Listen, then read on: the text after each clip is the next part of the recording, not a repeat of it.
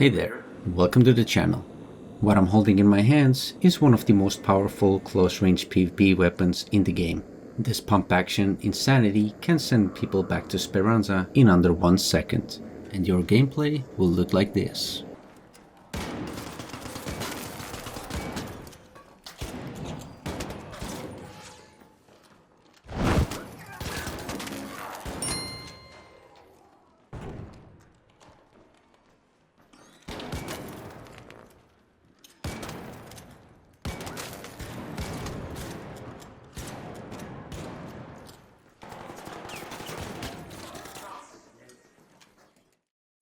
Introducing Il Toro.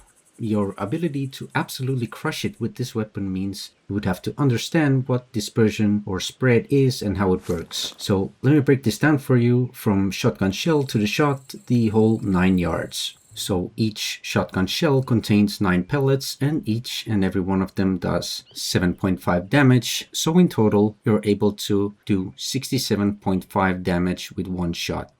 That's if all of your pellets hit. This is where dispersion comes to play. So for Il Toro, dispersion determines how wide the pellets scatter around your aim point, which is the red circle you see right now. The bigger the dispersion is, the further our pellets land apart. This means that fewer pellets will hit the target and you will more likely do less damage, which means you need to fire more shots. So let me illustrate that for you. I'll show you a picture of how base dispersion looks like with different chokes when not aiming down sight. However, if you ADS, you will be significantly more accurate, and for this weapon, it's something that distinguishes great shotgun players from the rest. And trust me, if you've ever been deleted so fast that you didn't even process the fight, then there's a good chance it was this. If you're running this weapon against guys who are wearing light or medium shields, you are incredibly powerful. So powerful that 2 shots is all that it takes to delete those guys. And if they happen to be running heavy shields, then we need to do 1 more, so 3 total. I mean, this is just ridiculous. I mean, look at these stats. By the way, shout out to Acrotic for the giga-detailed spreadsheet containing this information. I'll link the spreadsheet down below if you want to check it out for other weapons and so on. So with an Il Toro 4, you could delete somebody who's wearing light and medium shield in under 1 second. And if they were wearing a heavy shield, then it would be roughly 1.5 seconds. The fight's over before they even realize. That's insane, bro. Alright, let's move on to the next thing, and that is going to be checking the shot dispersion at 10 meters. We're checking the Hipfire and the ADS, 5 shots each, no manual recoil correction. Firstly, no choke, then shotgun choke 1, then 2, and then 3. Just to see how different the spread can be even at 10 meters. What I'm trying to highlight here is the importance of ADSing once again. With some chokes you can get away with more, and with others you definitely have to ADS. Of course, we have to do hipfire sometimes, but which choke is it reasonable to do it with? Firstly, I'll just mention that I'm not going to show you the entire thing, otherwise this video would be like over 30 minutes. So I'll cut this segment short and then just show you the results. I think everybody's happy with that. I tested these many times, and these are the average results that we're seeing right here. So these are for the hipfire. And now let me show you the ADS results as well. And last but not least, I'll show you these side by side. I think we can draw a conclusion here that at 10 meters, you can comfortably use the green shotgun choke 2 and the blue shotgun choke 3 in both scenarios. Although we should keep in mind that whenever it's possible to ADS, then we should definitely prefer to do it. Up next is the shooting range. Here as well, we're trying to do both hipfire and ADS shots on 10, 20, 30 and 40 meter targets.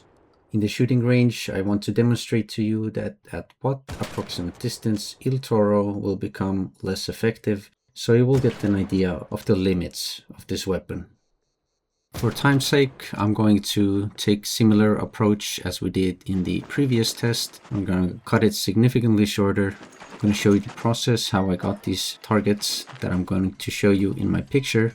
So as you saw, first I did hipfire shots without a choke, and now continuing with ADS shots for comparison, and you'll see the results in this picture right now. So if your target is further than 20 meters away, there is a significant fall off in the amount of pellets that will connect. The green and the blue choke can help you land some pellets even at 30 meters, but from there on out, it's not worth it to have a direct firefight with anyone, unless it's the only option you have. A good rule of thumb is to consciously position yourself in a way that your fights will take place in less than 20 meters of your target. This weapon is insane in close range and should be played for its strength. If you play a map with lots of open areas where distances could be greater than 20 meters, then I would suggest you to grab a secondary weapon, depending on your playstyle and your objectives. Might be Venator, might be Osprey, basically whatever you're comfortable with that can handle longer ranges. And that's all for the chokes. Let's check the next important thing, and that is recoil. How can we manage it better? I'm going to do a simple wall test with all the Underbarrel mods, starting with no grip as a baseline, and I'll be doing 5 shots with each.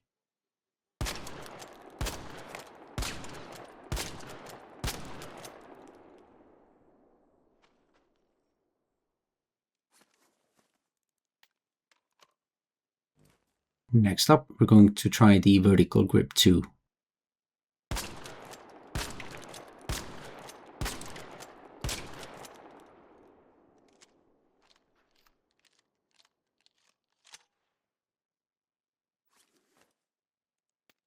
Let's see if angled grip has any effect.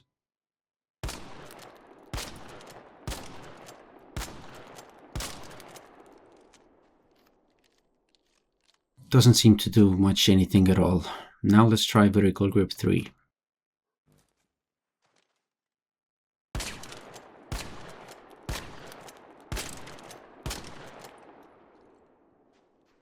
For the sake of testing, let's do angled grip 3 as well.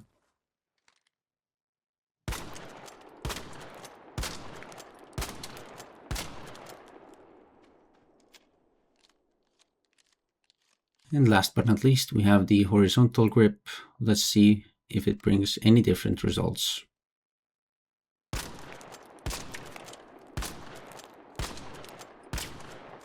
I think vertical grip 2 here is the best choice because it does not affect your ADS. However, if you can live with it, then of course it would be better to have vertical grip 3.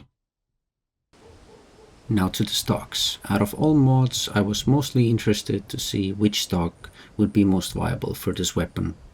On most weapons, stocks are an integral part of a complete build because they offer a reduction in dispersion recovery time, recoil recovery time, and per shot dispersion reduction. Now, unfortunately, none of these are applicable for Il Toro. Firstly, the recoil recovery time reduction on stable stocks and lightweight stock does not work. Since this is a pump action shotgun, then by default your aim will stay where the kickback takes it. Everything from that point on is manual. Your crosshair or aim point has nowhere to casually settle back to as it does with automatic weapons. Dispersion recovery time does not come into play because your dispersion has already fully reset before making the next shot. Here, take a look at the recoil recovery time and the dispersion recovery time in slow motion. So on the left side I have stable stock 3, and on the right side I don't have any stock on the weapon. I shot these shots as fast as I could, so this proves it. Per shot dispersion that comes from padded stock does also not work because you do a single shot and your dispersion already does a full recovery before you make your next one. So what does that leave on the table? Well, there are only 3 stocks left and each of them has a different purpose. You could run a padded stock for virtually 15% reduced vertical recoil, but that looks a little bit underwhelming. Then you have lightweight stock that increases your ADS speed and reduces the equip time, but it also increases your vertical recoil. And last but not least, a kinetic converter. This one virtually makes your Il Toro tier 5. Now, is the lightweight stock worth it? On the right side you see lightweight stock being used, and it definitely does ADS faster. Now question is it worth it? Because it also gives plenty of vertical recoil. I think Il Toro already has a naturally high ADS speed, so I think it kind of has diminishing returns for this stock. But let's check the padded stock.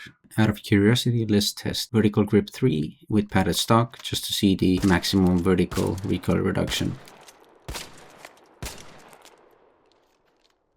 And to see it side by side, let's try horizontal grip as well.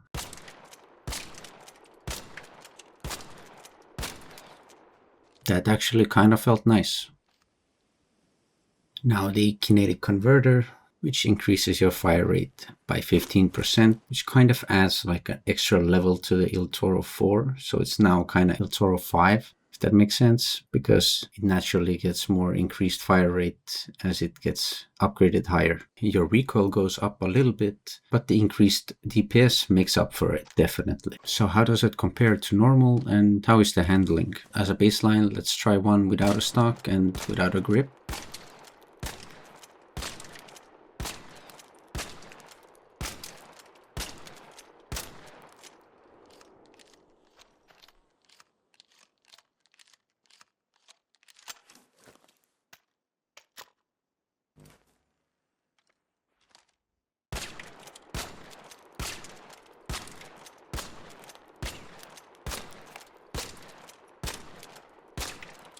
Holy shit, this should not be allowed. This makes Il Toro like a volcano. Whenever I'm getting a kinetic converter, I'm running this build. But for the grip, I would use the purple horizontal one.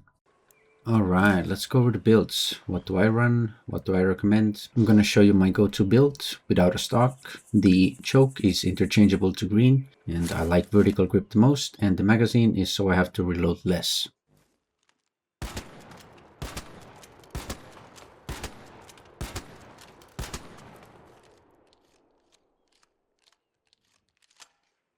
If you want the absolute shredder build, you can go with the kinetic converter. You can change the grip to horizontal one, the purple one if you want, or keep it green and just let it rip.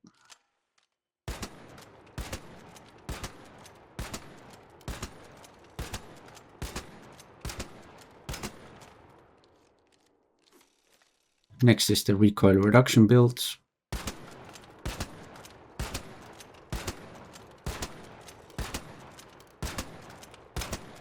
With this one, you barely have to manually adjust recoil at all.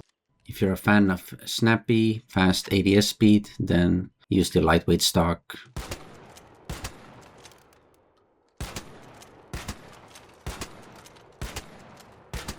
Here you can change the grip to green or blue vertical if you want. Whatever your playstyle is with Il Toro, you're extremely deadly in close range. Don't be afraid to use your mobility skills. Sliding and dodge rolling will make it harder for the enemy to hit you. If you're stationary, pop in and out of cover and just blast away. And remember, crouching does not benefit your recoil or dispersion. And now, let me show you a couple gameplay clips. If you made it this far, do me a favor, hit that subscribe button, like the video, and comment what you would like to see next. Oh, and if you're looking for somebody to play with or just chill, then hop by my Discord, and link for that is in the video description.